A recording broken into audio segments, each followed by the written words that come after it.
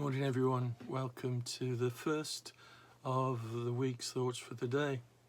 I hope you've had a good weekend, a restful one. Have you ever met anyone who prides themselves on telling the truth to people? Or perhaps I should say, telling their truth to people.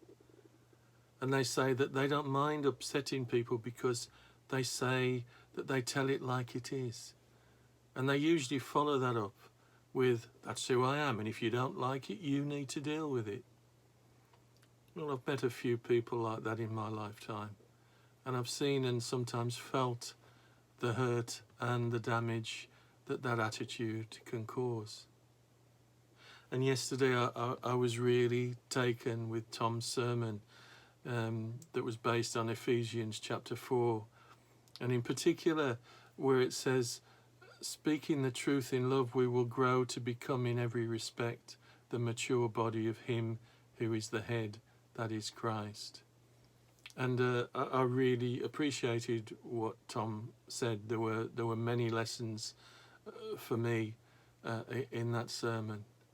It was a powerful and peaceful, if the two can go together, a powerful, peaceful and reassuring sermon. And speaking the truth in love is a scriptural principle, isn't it? It's meant to bring blessings and foster growth within the church, but it can be used wrongly. You know,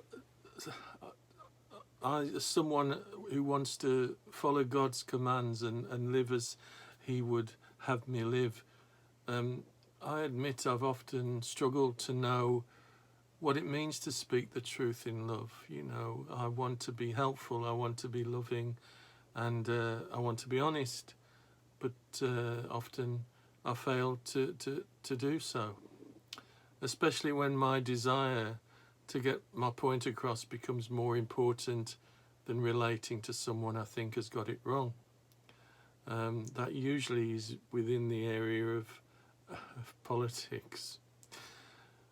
I've also experienced pain when others say that they're speaking the truth in love, but their words and actions reveal a judgmental attitude and a condescending attitude, and that's not love. And holding these two things together is a challenge, but it's something that's important for us to explore and to bring our thoughts forward, because what we believe about truth and love impacts how we live it out.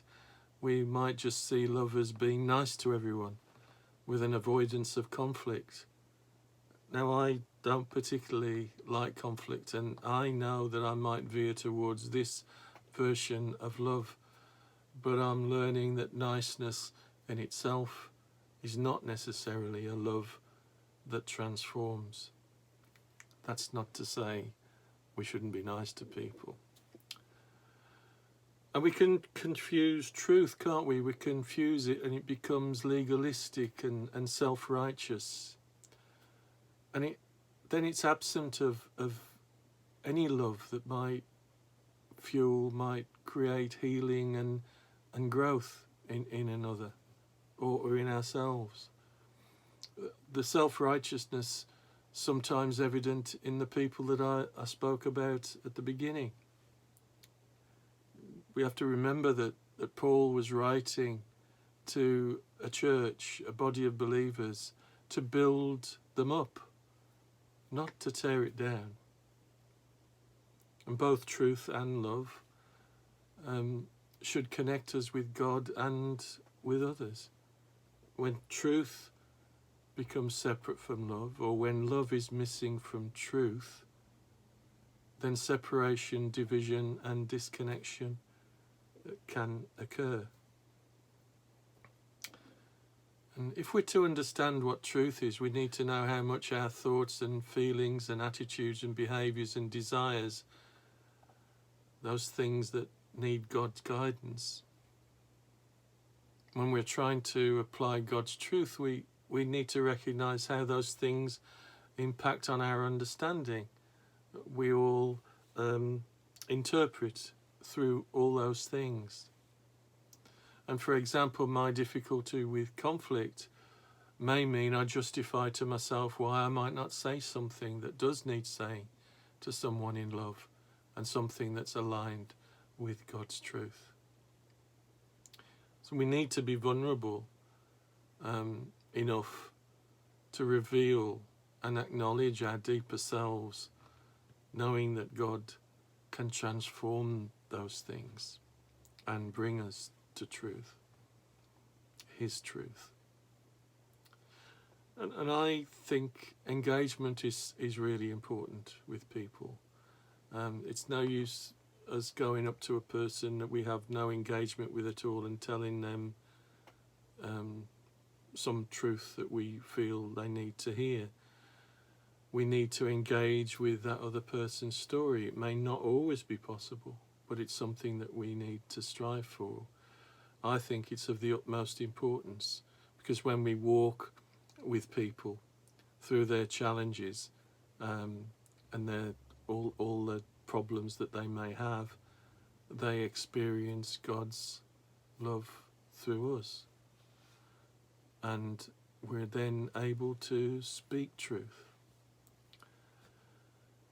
And love is expressed, isn't it, through words and actions, and words alone aren't enough to convey love, because loving actions give attention, offer practical support, and sometimes have to set limits for the sake of the other person and the relationship. In 1 John chapter 3 verse 18, he says, "Dear children, let us not love with words or speech, but with actions and in truth." Love doesn't deny truth. Love doesn't deny what's true, even if what's true doesn't feel good. That's a lesson that I have to learn. And if someone's actions hurt them or others, love addresses the truth of what's happening, always, and this is what love should do, always with the aim of restoring. Think about many of Jesus' actions, restoring people, consistently restoring people. But to ignore what hurts is to be dishonest with what's true. And love that draws out another person's internal truth, that we're enabled to know them, we're enabled to understand their thoughts and feelings and those attitudes and actions and desires. If we know those in the light of God's truth, that's love, and that's worth celebrating. Love doesn't delight in evil, but rejoices with the truth. 1 Corinthians chapter 13, verse 6. Love doesn't demand that we get our way. Loving truth isn't about telling a person what to do or trying to fix them or expecting them to do things your way. It should be always about nurturing growth and connection within themselves. That restoration within themselves and God and others. Love doesn't prove you're right. Loving truth isn't motivated by saying whatever's on your mind or proving that we know best. That famous passage in Corinthians. Love is patient and kind. Love doesn't envy or boast. It's not arrogant or rude. It doesn't insist on its own way. It's not irritable or resentful. So love is empathetic, and that might be a key element in speaking truth in love, because empathy enters another person's world. It values who they are, their inner truth and their experiences, without necessarily agreeing with them.